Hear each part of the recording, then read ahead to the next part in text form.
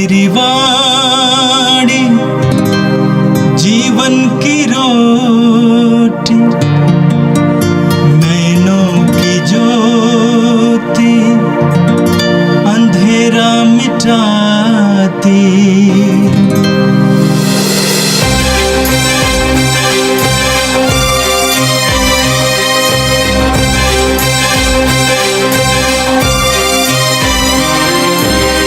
प्रभु तेरी वाणी जीवन की रोटी, नैनों की ज्योति अंधेरा मिटाती। प्रभु तेरी वाणी जीवन की रोटी, नैनों की ज्योति अंधेरा मिटाती। वाणी वाणी वाणी वाणी वाणी पवित्र है, शाश्वत है, जीवन का मन्ना है। 22 मार्च मंगलवार। पहला पाठ नबी दानियल का ग्रंथ, अध्याय 3 पद संख्या 25, 34 और 43 तक। हमारा पश्चातापी हृदय और हमारा विनम्र मन तुझे ग्राह्य हो। अजर्य अग्नि के बीच खड़ा होकर ऊंचे स्वर से इस प्रकार प्रार्थना करने लगा, तू अपने नाम का ध्यान रख, हमें सदा के लिए ना त्याग, हमारे लिए अपना विधान रद्द ना कर। अपने मित्र इब्राहिम, अपने सेवक इसहाक तथा अपने भक्त इस्राएल को स्मरण कर। अपनी कृपा दृष्टि हमसे दूर ना कर। तूने उनसे यह प्रतिज्ञा की थी कि मैं आकाश के तारों की तरह और समुद्र तट के बालू की तरह तुम्हारे वंशजों को असंख्य बना दूंगा। हे प्रभु, संख्या की दृष्टि से हम सब राष्ट्रों से छोटे हो गए हैं। अब हमारे पापों के कारण पृथ्वी भर में हमारा अपमान हो रहा है। अब ना तो राजा है, ना नबी, ना नेता, ना होम, ना यज्ञ, ना बलि और ना धूपदान। कोई स्थान ऐसा नहीं जहाँ तेरी कृपा दृष्टि प्राप्त करने के लिए हम तुझे प्रथम फल अर्पित करें।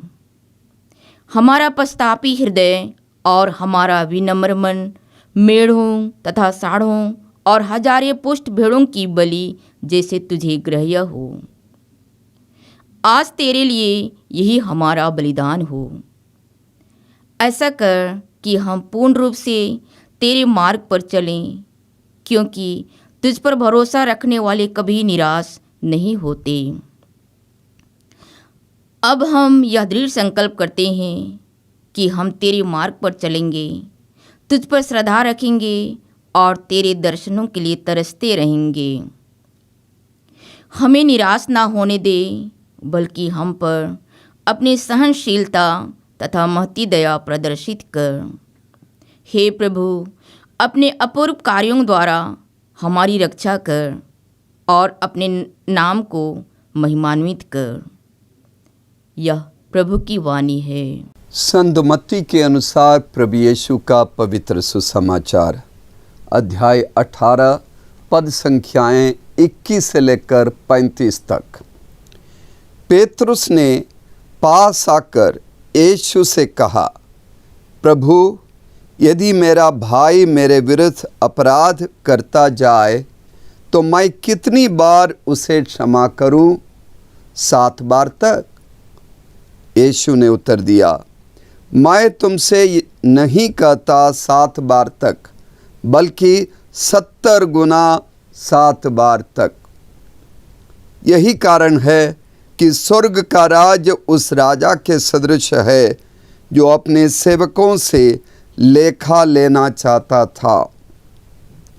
जब वो लेखा लेने लगा तो उसका लाखों रुपए का एक कर्जदार उसके सामने पेश किया गया। अदा करने के लिए उसके पास कुछ भी नहीं था। इसलिए स्वामी ने आदेश दिया कि उसे, उसकी पत्नी, उसके बच्चों और उसकी सारी जायदाद को बेच दिया जाए और ऋण अदा कर लिया जाए। इस पर वो सेवक उसके पैरों पर गिरकर यह कहते हुए अनुनय विनय करता रहा, मुझे समय दीजिए और मैं आपको सब चुका दूंगा। उस सेवक के स्वामी को तरस हो आया और उसने उसे जाने दिया और उसका कर्ज माफ़ कर दिया। जब वो सेवक बाहर निकला तो वो अपने एक सह सेवक से मिला जो उसका लगभग 100 दीनार का कर्जदार था। उसने उसे पकड़ लिया और उसका गला घोंट कर कहा, अपना कर्ज चुका दो। सह सेवक उसके पैरों पर गिर पड़ा और यह कहते हुए अनुनय विनय करता रहा, मुझे समय दीजिए और मैं आपको चुका दूंगा। परंतु उसने नहीं माना और जाकर उसे तब तक के लिए बंदी गृह में डलवा दिया जब तक वो अपना कर्ज न चुका दे।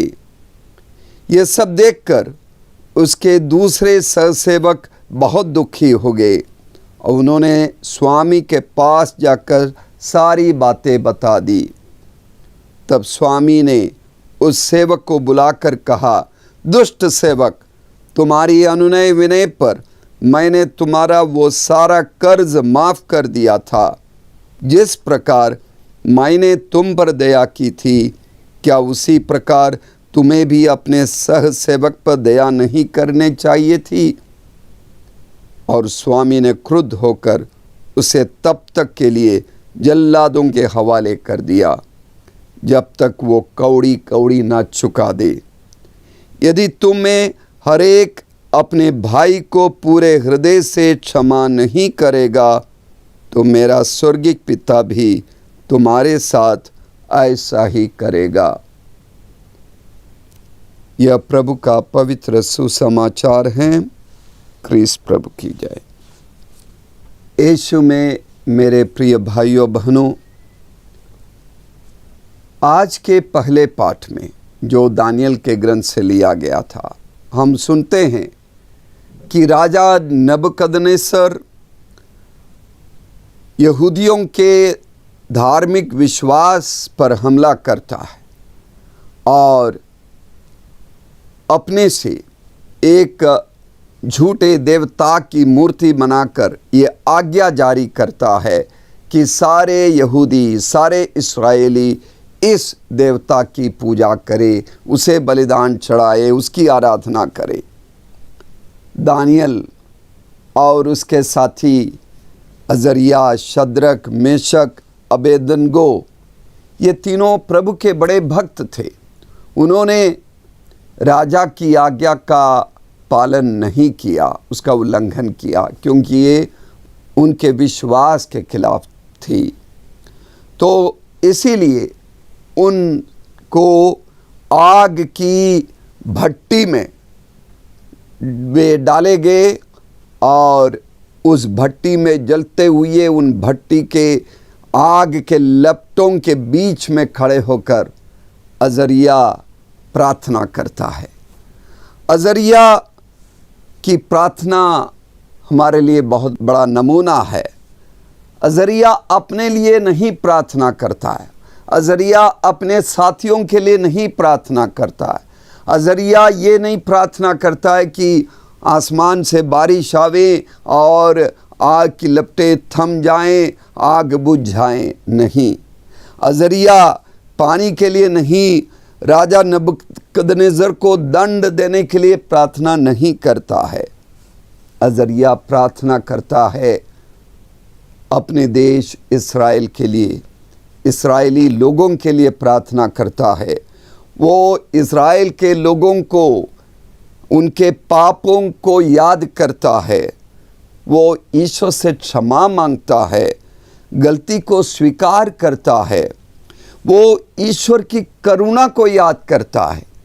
ईश्वर ने उसके पूर्वजों के साथ जो प्रतिज्ञा की थी, उस प्रतिज्ञा को वो याद करता है और ईश्वर ने उस प्रतिज्ञा के अनुसार जो भी कार्य किया, इस्राएली जनता के लिए जो महान महान अद्भुत कार्य किया, उन सारी बातों को याद करता है और ईश्वर को याद दिलाता है।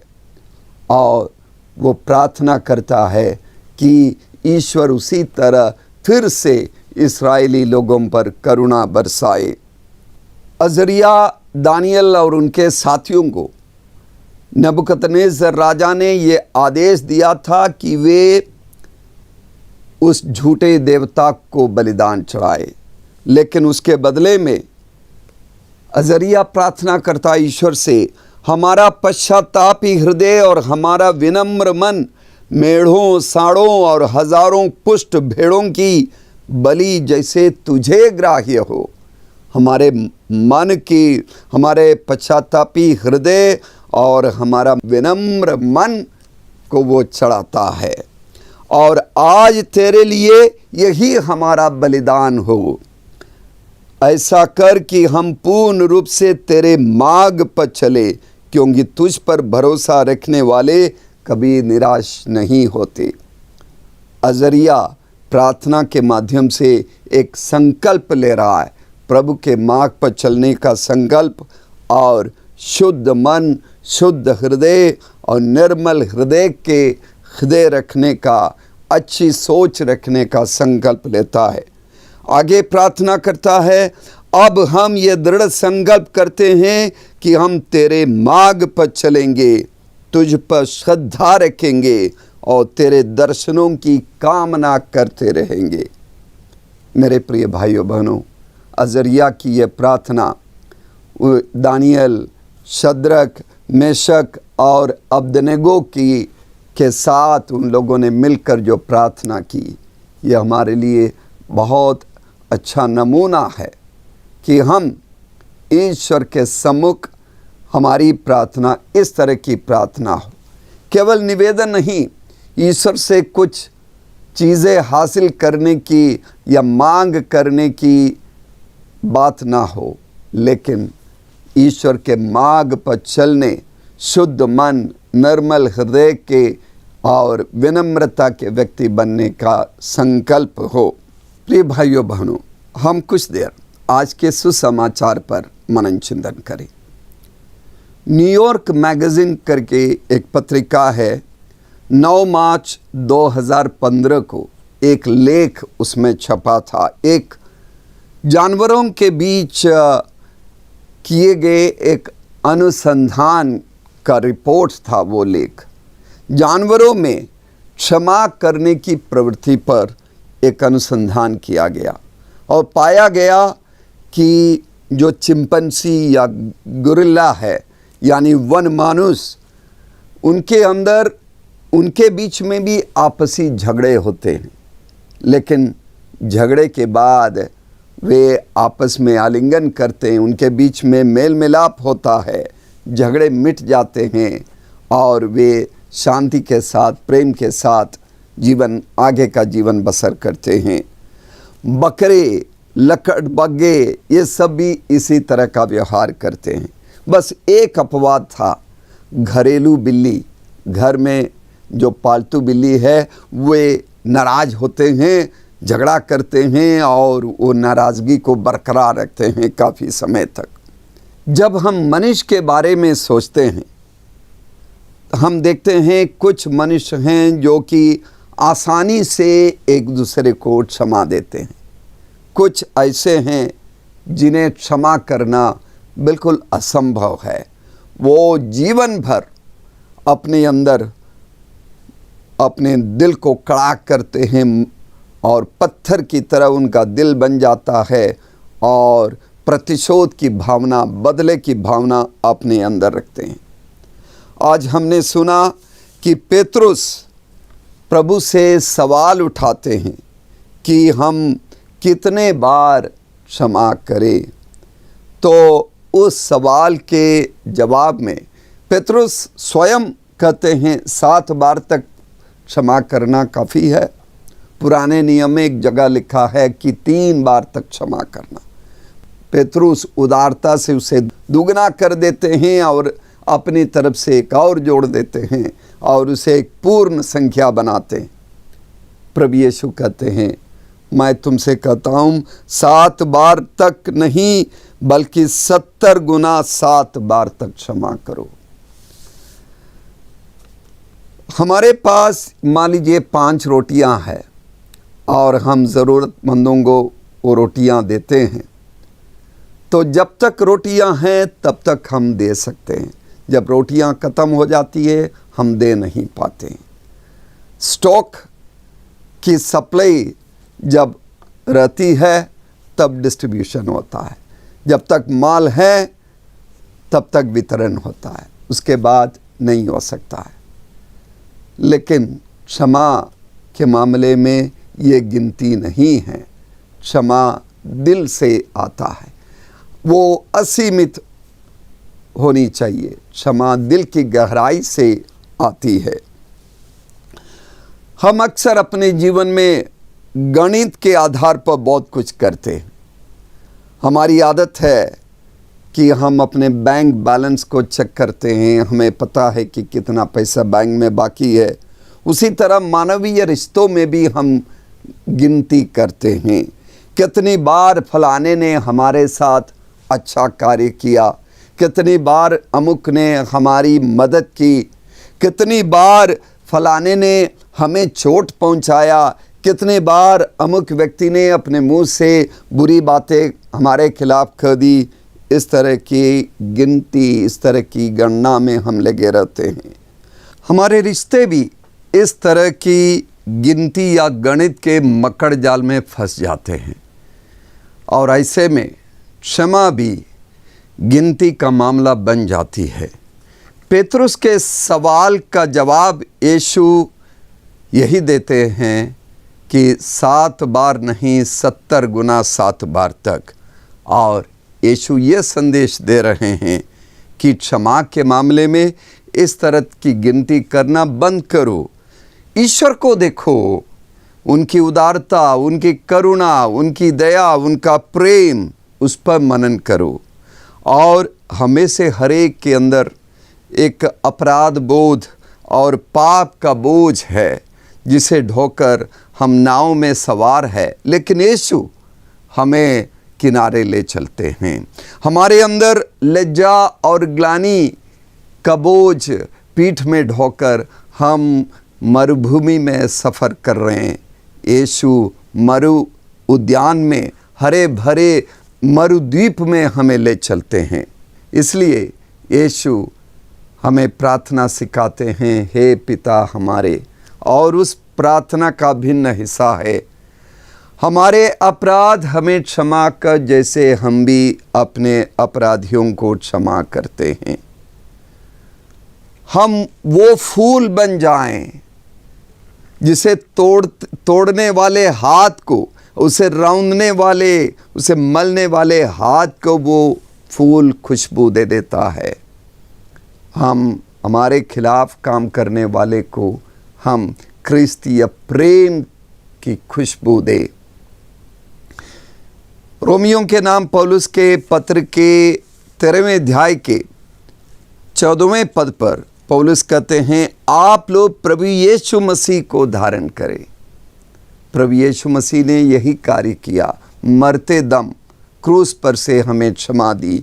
वही भावना, वही उदारता, वही क्षमा की भावना हम धारण करें और एक दूसरे को दे।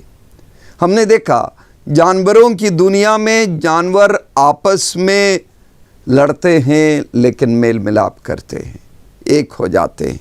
हम मानव होकर ईश्वर की करुणा का अनुभव करने वाले व्यक्ति बनकर संकल्प ले कि मानव रिश्तों में हम प्यार भरकर जीवन जिए, बिना शर्त क्षमा करने की उदार मानसिकता ही सही क्रिस्तीयता है, और यही यीशु का शिष्यत्व है। आइए हम प्रार्थना करें। हे प्रेमी पिता ईश्वर, हम तुझे धन्यवाद देते हैं तेरे महान प्रेम के लिए, तेरी क्षमा के लिए। हम अपने हृदय में कृतज्ञता की भावना भरते हुए तेरी करुणा को याद करते हैं प्रभु। अजरिया की तरह हम प्रार्थना करते हैं पाप क्षमा के लिए, और तेरी करुणा को याद करते हुए हम एक दूसरे को करुणा दे सके, दया दे सके, प्रेम दे सके, क्षमा दे सके। हम विनम्र मन, शुद्ध हृदय और निर्मल मन के साथ जीवन जी सके। हमारे आपसी रिश्तों में, हमारे परिवार के अंदर, हमारे समूहों में, हमारे समाज में, हमारे पड़ोसियों के साथ हमारे रिश्ते में किसी तरह का अनबन ना हो, मनमुटाव ना हो। प्रेम रहे, प्रेम ही प्रेम रहे, क्षमा रहे, विनम्रता रहे और सहयोग की भावना रहे। ये प्रार्थना हम तुझसे मांगते हैं हमारे प्यारे प्रभु यीशु के द्वारा, आमीन। प्रभु तेरी वाणी जीवन की रोटी, नैनों की ज्योति अंधेरा मिटाती। वाणी वाणी वाणी वाणी वाणी पवित्र है, शाश्वत है, जीवन का मन्ना है।